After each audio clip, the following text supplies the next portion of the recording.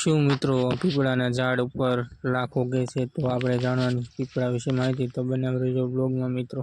Hello મિત્રો, કેમ છો? આશા રાખું છું તમે બધા ખુશ જશો. તો આજે આપણે પાછું જવાનું છે ભૂતનાથ મંદિરે, અને જે અમુક વનસ્પતિ નાના છોડવા રહી ગયા છે, જે આપણે વિધિમાં અમુક કાર્યમાં પણ ઉપયોગી છે અને તેની ઉપયોગીતા છે, તો એને વિશે જાણવાનું છે. તો બનાવી રહેજો બ્લોગમાં, અને ચેનલમાં નવા તો સબસ્ક્રાઈબ કરી દીજો. તો ચલો મિત્રો, ચલો જઈએ. તો ફાઇનલી મિત્રો અમે આવી ગયા છે અહીંયા જય મેડીમાં અને જય મોગલમાં. અમે રોડ ઉપર ચડી ગયા છે.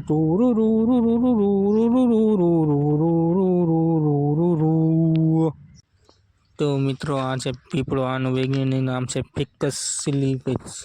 જો આપણી પાછળ આ પીપળો છે, તો આની વિશે માહિતી જાણવાની છે. તો આ વૃક્ષ ભારત દેશમાં બધે જોવા મળે છે, પરંતુ વિદેશમાં એટલે કે બીજા દેશમાં આ ઝાડ થતું નથી, અને આનો તેનો છાંયો ઠંડક આપે છે અને ગુણકારક આ ઝાડવું છે. ભારતમાં ઘણું પવિત્ર પણ મનાય છે. પીપળાના ઝાડ પર લાખ પણ ઉગે છે, અને તે રંગ તથા સીલ કરવા તેમજ દવા બનાવવામાં ઉપયોગી છે. તો મિત્રો આ ઝાડના પાન હોય છે તે આપણે બધા વિધિમાં પણ વાપરીએ છીએ. આ પીપળો છે આવી રીતના આને ઓળખી શકાય છે મિત્રો. તેનો છાંયડો ઉનાળામાં ઘણી સારી ઠંડક આપે છે મિત્રો. જો આ ઝેરીઓને એના છાંયડો પણ આપે છે.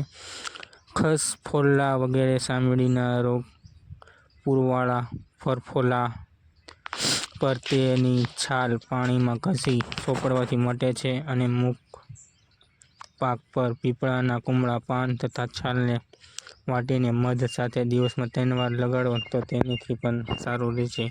પીપળાના પવિત્ર વૃક્ષ પણ ગણાય છે.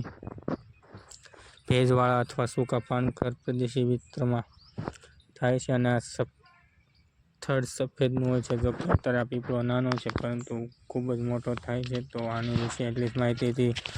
તમને આની વિશે કંઈ માહિતી ખબર હોય તો જરૂર કોમેન્ટ કરજો.